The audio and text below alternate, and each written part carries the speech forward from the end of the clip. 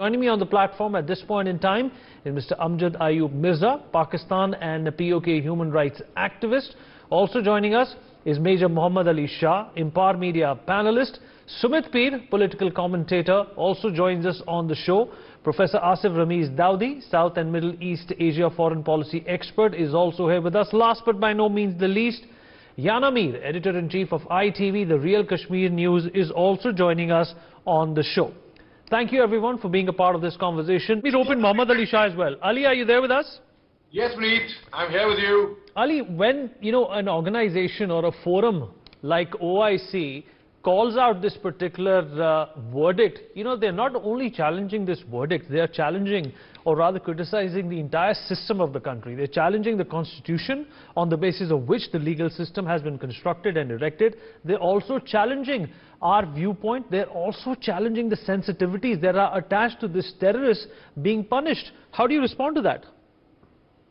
Preet, firstly, I would say the OIC loses credibility when they speak in favor of a dreaded terrorist like Yasin Malik.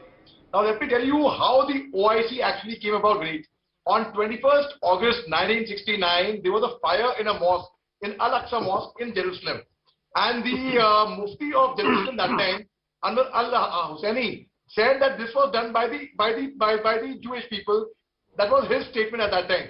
So on 1st September 1969, the OIC, the Islamic countries got together. They said, let's give a voice for the Islamic nations, which have got 57 member countries and 49 of them are active Muslim majority states. Now their objective is completely different to what they are speaking over here.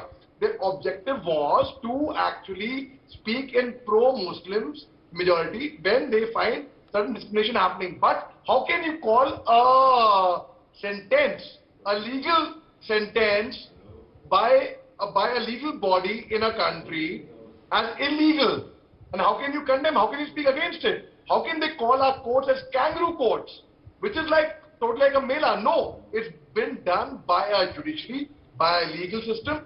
It is like calling Osama bin Laden. The US killed him. That was illegal. Why didn't OIC speak over there at that time? If OIC is that, and let me tell you, OIC had a very good standing.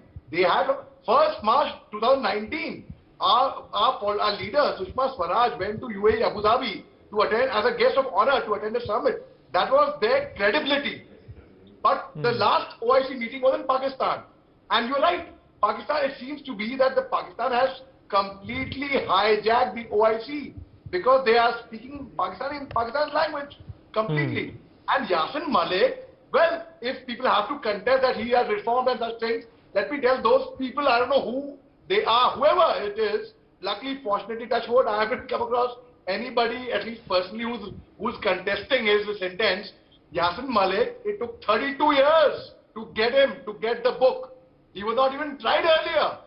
He wasn't even tried earlier. How ridiculous is that? Okay. Let me take a response from Ali as well on this. Ali, do you think that the OIC, by blurting the statement out, has tacitly and unequivocally supported terrorism? Oh yes, there's no doubt about that. They lose credibility now. OIC, I would hold them in very high regard.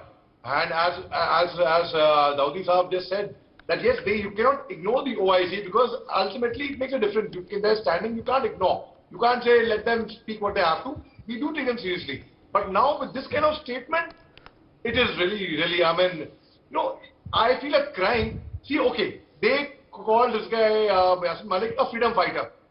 A freedom fighter is one who fights for the people, not who fights against the people.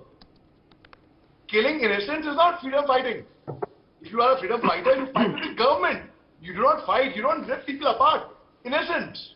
So yes, and they say you don't punish a person twice for the same crime. But was Yasin Malik punished earlier for his crime? He was escaping the trial all the while. 32 years he kept escaping, he was not even tried for it. And now when the judgment comes out, I really say the judgment still has been very, very lenient with them. Because the NIA was very clear that they want a death sentence, a death penalty. Nirmal ma'am, wife of the slain wing commander of the able officer, she said that Nirmal Khanna ma'am said that, not because she is fond of bloodshed, she asked somebody who's lost their own people. That is because if you do not make an example out of cases like this, we will further... Okay.